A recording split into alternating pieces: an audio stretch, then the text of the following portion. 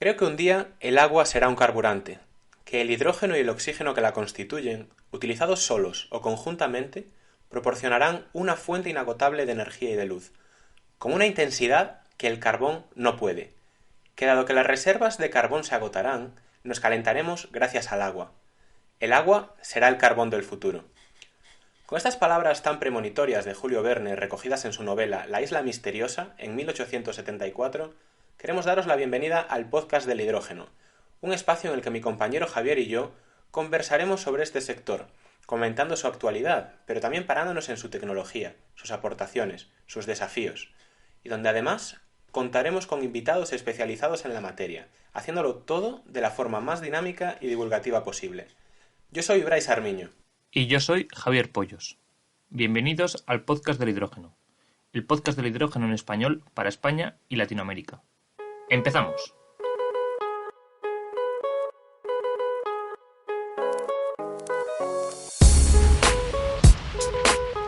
Javi, no tiene ningún sentido hablar de hidrógeno sin antes decir qué es y por qué es relevante para nuestra sociedad. De manera muy básica, el hidrógeno lo conocemos como un gas que puede actuar como un vector energético. Esto significa que no es una fuente de energía en sí misma, sino más bien algo parecido a la electricidad, que se puede utilizar para almacenar y transportar energía, llegando así a muchos puntos de la cadena de valor de los sistemas energéticos. Lo más llamativo de esto es que hoy en día se utiliza ya a gran escala, pero con poca presencia en los diversos ámbitos de los sistemas energéticos. Sin embargo, se le augura un futuro muy prometedor para la descarbonización de nuestra sociedad. Bueno, siempre y cuando este hidrógeno se obtenga a partir de fuentes renovables, lo que se conoce como hidrógeno verde. Exactamente. Y es de este hidrógeno verde del que tanto se ha hablado a lo largo de este último año, 2020, y en cambio del que todavía estamos comenzando a ver los primeros proyectos demostrativos. Correcto, Bryce. Lo cierto es que tenemos una tecnología que todavía no es competitiva, que todavía no tiene una infraestructura desplegada y la cual debería reducir sus costes de producción en más de un 70-80% si queremos que pueda reemplazar a los combustibles fósiles sin un impacto económico negativo. La clave de todo esto está en la descarbonización. Los países por fin han entendido que es necesario combatir el calentamiento global y que tenemos muy poco tiempo para hacerlo. El primer paso para esto se dio en su momento con la famosa firma del Acuerdo de París, donde la gran mayoría de los países acordaron limitar el aumento de la temperatura media del planeta a 2 grados sobre niveles preindustriales, que serían allá por 1850-1900. Y además hacer esfuerzos para que este aumento sea tan solo de 1,5 grados. Sí, creo recordar además, Javi, que han sido todos los países los que han firmado este documento, excepto Corea del Norte y Siria, por las circunstancias en las que estaban ese año. Y bueno, ahora habría que ver qué va a pasar con Estados Unidos. Menuda sorpresa. Además, a raíz de esta firma, el IPCC redactó en 2018 el documento Global Warming of 1.5 degrees, el cual avisa de forma muy explícita la gran diferencia que existe entre el aumento de temperatura de 1,5 grados y de 2 grados. Y es que es de forma muy explícita, además. Yo tengo que decir que he estado leyendo este documento y lo cierto es que hay unas diferencias enormes entre 1,5 y 2 grados, ¿de acuerdo? Por ejemplo, poniendo el caso del océano Ártico, ocurriría en el caso de que solo aumentemos, bueno, de que lleguemos a aumentar 1,5 grados la temperatura global, de que no habría hielo durante los veranos en el océano Ártico una vez cada 100 años. En cambio, en caso de aumentar hasta 2 grados la temperatura global del planeta, esto ocurriría cada 10 años, es decir, uno de cada 10 veranos no habría hielo en el océano Ártico, lo cual se lo pondría, digamos, muy difícil a los osos polares para asegurar su supervivencia. Otros casos, por ejemplo, son la pérdida de biodiversidad. En el caso de 1,5 grados hay una pérdida de biodiversidad importante, tanto en fauna como en flora, pero es que en el caso de 2 grados se duplica. O sea, medio grado implica perder el doble de seres vivos del planeta, ¿no? Y después casos como los que muchos ya conocemos, como puede ser, por ejemplo, que los eventos climáticos serían mucho más extremos en el caso de lograr este aumento de temperaturas de hasta 2 grados. Es sorprendente. Además, este documento indica el camino para alcanzar este aumento de temperatura de que sea solo 1,5 grados. Y básicamente consiste en ser neutros en las emisiones allá por el año 2050, o para lograr el límite máximo de 2 grados en 2070. No obstante, Bryce, yo creo que este informe ha sido, como se dice en términos anglosajones, un game changer.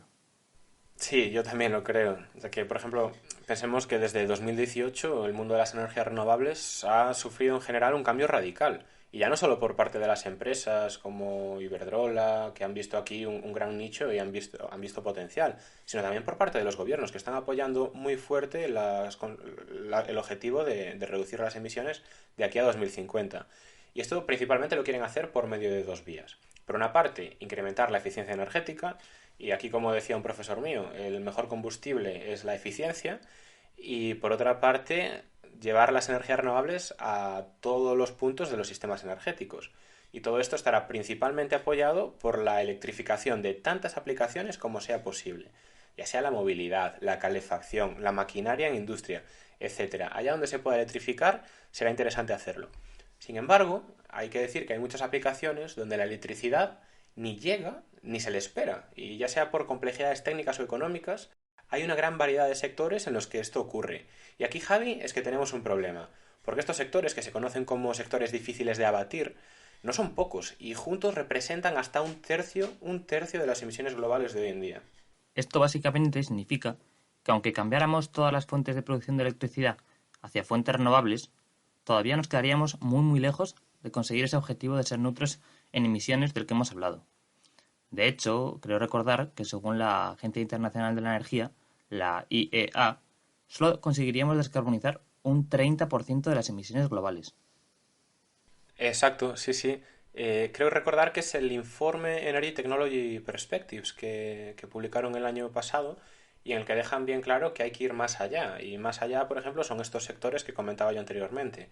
Y el problema u oportunidad, depende cómo lo veamos, de estos sectores es que son muy diversos.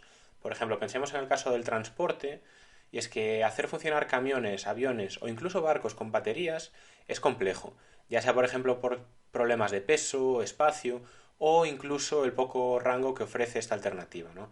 Y lo mismo ocurre con los procesos industriales. Por ejemplo, aquellos que consumen calor a alta temperatura, pues representan un desafío muy grande para la electrificación. Y lo mismo ocurre también con la industria química, que hoy en día ya es consumidora de hidrógeno como materia prima, hidrógeno que se obtiene por medio de reformado de gas natural, es decir, no es renovable, y sobre todo hoy en día esto destaca para la producción de metanol y sobre todo amoníaco para los fertilizantes. Y otra parte, por ejemplo, de la industria podría ser la metalúrgica, que aunque hoy en día es un consumidor más pequeño de hidrógeno, digamos que solo el 7% del acero producido mundialmente confía en el hidrógeno para tratar el óxido de hierro, en el futuro, si queremos estar en un escenario en línea con el Acuerdo de París, toda la producción acerera mundial debería de confiar en hidrógeno como agente reductor del óxido de hierro que llega a las fábricas, ¿de acuerdo? Mencionar esto por encima, pero estas aplicaciones las comentaremos más adelante en los próximos podcasts. Genial. Y así un poco por resumir, solo decir que tenemos un tercio de las emisiones mundiales de CO2 que son muy difíciles de eliminar, por no decir imposibles, por la electrificación. Por mucho que la electricidad sea renovable, pues no llega a todo. Y ahí es donde radica la importancia del hidrógeno, que dado su versatilidad puede ayudar en gran parte a todas estas aplicaciones, siendo además en muchos casos la única alternativa. El hidrógeno se puede generar, almacenar a gran escala y después utilizar, ya sea en una combustión directa, en una pila de combustible para generar electricidad o como materia prima, para la síntesis de, por ejemplo, amoníaco o metanol. Sí, exacto, esto yo no lo había comentado, pero es que también hay que destacar que cuando hablamos de almacenamiento a gran escala, de energía renovable, la electricidad no se puede utilizar. Es decir, nosotros no podemos almacenar electricidad para más de un día o dos. Y siempre que hablemos de almacenar grandes cantidades y durante largos periodos de tiempo, bueno, en primer lugar, obviamente está la hidráulica por bombeo, que en mi opinión siempre debería ser la primera opción, pero hay muchas geografías en las que no se dispone de este recurso y ahí hay que comenzar a pensar en el hidrógeno o los compuestos que están formados por hidrógeno, como puede ser el amoníaco o los portadores orgánicos. Algo en lo que ya están investigando o haciendo sus primeros pasos varias compañías como Iberdrola con Fertiberia. Exacto, exacto. Yo dudo mucho que Iberdrola quiera comenzar a entrar ahora en el mundo de la agricultura, ¿no? Y recordar ese gran proyecto que han anunciado en los últimos meses con Fertiberia, justamente, para producir, para instalar hasta 800 megavatios de electrolizadores en la planta de Fertiberia, ¿no? Yo pienso que lo que Iberdrola está tratando de hacer es en utilizar el amoníaco como método, como portador de hidrógeno para transportar grandes cantidades de energía entre distintas geografías. Y es que recordemos que hoy en día esto con la energía renovable no se puede hacer. Y gracias al hidrógeno, gracias a los portadores de hidrógeno, se abrirán mercados en los que se transporte la energía entre un país y otro, como hoy en día ocurre con el gas natural, el petróleo o el carbón, pero siendo en este caso energía renovable. Esta gran variedad de usos es la que le da al hidrógeno un valor inigualable, y lo que en gran parte explica por qué tantos países lo hayan incluido como un pilar clave de sus futuros sistemas energéticos. Sin ir más lejos, como ejemplo, aquí en la Unión Europea se estima que un 14% de su demanda energética para 2050 será cubierta tan solo con hidrógeno. Y es que hay otros estudios que son incluso más optimistas, y ya pensando a nivel mundial, indican que hasta un cuarto de la demanda energética mundial podría ser cubierta por hidrógeno y de forma competitiva, además. Esto ya nos empieza a dar una idea de por qué apostar en desarrollar esta tecnología, que recordemos todavía está dando sus primeros pasos, podría ser muy interesante. Porque mataríamos varios pájaros de un tiro, invirtiendo fuertemente en una tecnología que podría satisfacer los objetivos de descarbonización para muchos sectores y que además, cabe decir, ya está probada. Pero es que además eso no es todo. Digamos que hoy en día el hidrógeno producido a partir de fuentes renovables implicará dejar de extraer energía del subsuelo y comenzar a extraerla del aire, del sol o del mar. Y mientras que solo unos pocos afortunados han tenido carbón, petróleo o gas natural bajo sus países, muchos más tienen recursos renovables con los que poder producir sus propios combustibles, por medio del hidrógeno en este caso. Y es que yo pienso que este es un cambio radical en el tablero geopolítico y explica por qué muchos países quieren apostar tan fuertemente por el hidrógeno, como puede ser, por ejemplo, como mencionabas, ¿no? El caso de la Unión Europea, que hoy en día es muy dependiente en términos energéticos de otras potencias como pueden ser Rusia o incluso Estados Unidos.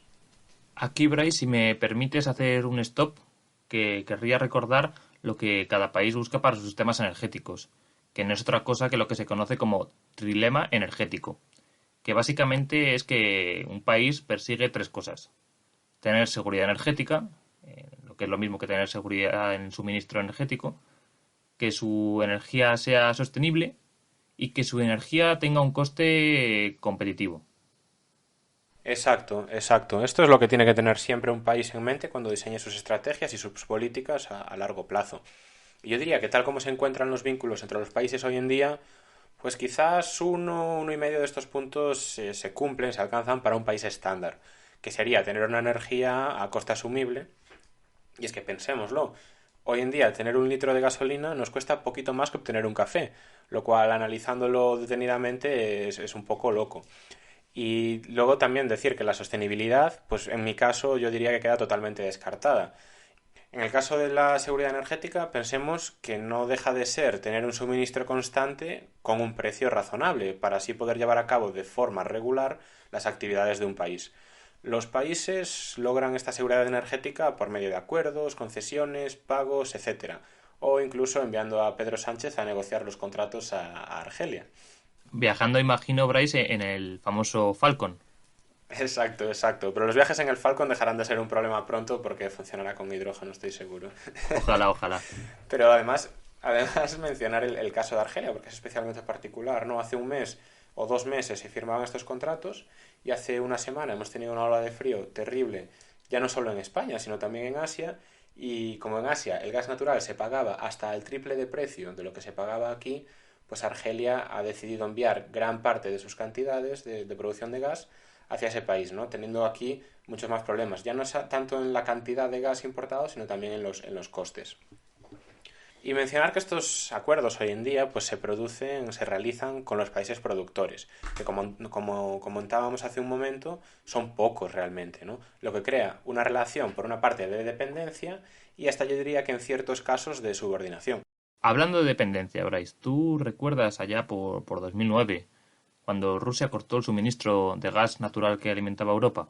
Pues sí, me acuerdo bien, la verdad. Creo que el frío que sintieron muchos europeos en pleno mes de enero, que además fue en uno de los inviernos más crudos de los últimos años, les hizo darse cuenta de la dependencia que tenemos con la madre Rusia.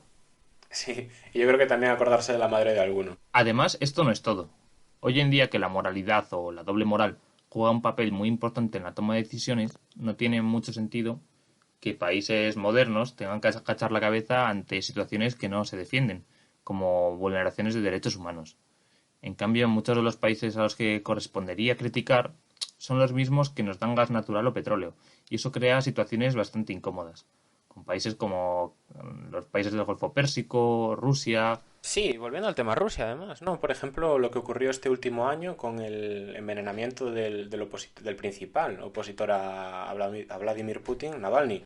Y es que cuando se demostró que este envenenamiento fue un hecho, hubo bastantes presiones para cancelar la finalización del gasoducto Nord Stream 2, y además por parte de varias instituciones, sobre todo en Europa. Pero este gasoducto, que se espera que será uno de los principales medios de entrada de gas natural en el futuro a Europa y será a través de Alemania, ha hecho que Merkel mantenga separada la política de los negocios. Y es que esto, obviamente, hoy en día no se le puede cerrar la puerta a Rusia, ya que es la única o la principal opción de abastecimiento por medio de gas natural que existe en el norte de Europa, además de lo que podría ser también el gas natural licuado, que entra por medio de distintos metaneros, o también por parte de Noruega. Justo hablando de esto, Bryce, aquí tengo unas gráficas de Eurostat de las importaciones de petróleo y gas de la Unión Europea. Y para que te hagas una idea, el 30% del petróleo que se importa en la Unión Europea proviene de Rusia. Pero es que en el caso del gas, este llega a un 40%. Pues fíjate, fíjate. Y yo creo que además esto es una realidad en la que en un futuro, donde haya otros 20 países que te puedan ofrecer su energía, no ocurrirá. Es decir, los países compradores serán quienes tengan el poder negociador en cualquier caso. Y pues podrán apretar a otros en valores tan capitales como decías, ¿no? La defensa de la libertad, la democracia o la justicia. Este nuevo orden lo están analizando ya los países hoy en día, en lo que se podría entender como una diplomacia del hidrógeno. Pensemos, por ejemplo, en los países del norte de Europa, como pueden ser Alemania o Holanda, que ya están asumiendo la necesidad de importar hidrógeno. Estos países hablan con países del sur de Europa, como pueden ser España o Portugal, o países del hemisferio sur, como Australia o Chile. Seguirá habiendo vínculos seguro con países como Marruecos o Arabia Saudí, ya que estos países serán productores de hidrógeno muy barato. Pero en este caso, la Unión Europea será quien tenga el poder negociador y quien pueda decidir con quién salía y establecer acuerdos comerciales con quien quiera. Sí, exacto. Además es que yo pienso que todas estas limitaciones, ataduras provocadas por la dependencia energética, pues se verían eliminadas en una situación en la que haya varios productores, además del propio país que pueda producir una cierta cantidad de su consumo energético. Yo creo que más allá de la competitividad económica, que es muy importante, se viene un futuro muy bonito con el hidrógeno. Pienso que podrá rebajar las tensiones internacionales y además dar muchas oportunidades a países que han estado relegados a un segundo plano hasta ahora. Sí, sí, sí, claro. Y hay oportunidades además para muchas más naciones, ¿no? Hablando de dinero, industria. Tú imagínate lo interesante que puede ser para un país que el dinero generado por otras actividades pues permanezca dentro de sus fronteras. Y esto es lo contrario que ocurre con la situación actual hoy en día, con el gas que viene de Argelia, el petróleo que viene de Nigeria, etcétera. Esto es dinero que es un flujo saliente de dinero del país para estas otras potencias, ¿no? Y yo creo que con la producción de hidrógeno, el sol, el viento, pues producirán, digamos, energía nacional, ¿no? Donde ese beneficio, el beneficio por vender esa energía después, permanecerá en las empresas que hagan las inversiones en este propio país, de forma que se eviten esas salidas de dinero y que repercutirán en una pérdida de competitividad para el Estado. Esto es básico. Además, recordemos que si el recurso renovable es abundante y barato, habrá un efecto llamada a grandes empresas consumidoras de hidrógeno, como pueden ser las químicas o las aceleras, como comentabas antes, que instalarán sus plantas allá donde puedan obtener una ventaja económica más alta. Exacto, exacto. Es que yo eso lo veo muy clave, ¿no? Por una parte, si tú eres una industria acerera y puedes obtener tu principal gasto, que puede ser el consumo energético, a un precio competitivo, pues obviamente instalarás tus plantas cerca de donde esté este recurso, que es mucho más fácil después exportar el producto final que exportar energía, ¿no? O comprar energía a un coste más alto. Y eso es una forma de atraer industria, es una forma de atraer empleo, es una forma de atraer conocimiento. Este empoderamiento de los países no productores es la segunda causa que explica el porqué del hidrógeno. un gas que favorece la consecución de los 3 puntos del trilema energético que mencioné antes, dotando a un país de seguridad, sostenibilidad y equidad energética. Y hasta aquí nuestro primer episodio. Esperamos que os haya gustado esta explicación al porqué del hidrógeno. No sé si te gustaría añadir algo más, Bryce. Todo dicho. Esperemos que os haya gustado y que nos acompañéis durante los próximos podcasts, ya que es mucho lo que tenemos y queremos contar. Dadle like y suscribiros para ayudar a que este podcast crezca. Todas vuestras aportaciones, dudas, sugerencias serán bien recibidas en el siguiente correo, elpodcastdelhidrógeno@gmail.com, todo junto, o en los comentarios de las principales plataformas. Un abrazo grande, gracias por estar ahí y hasta la próxima semana.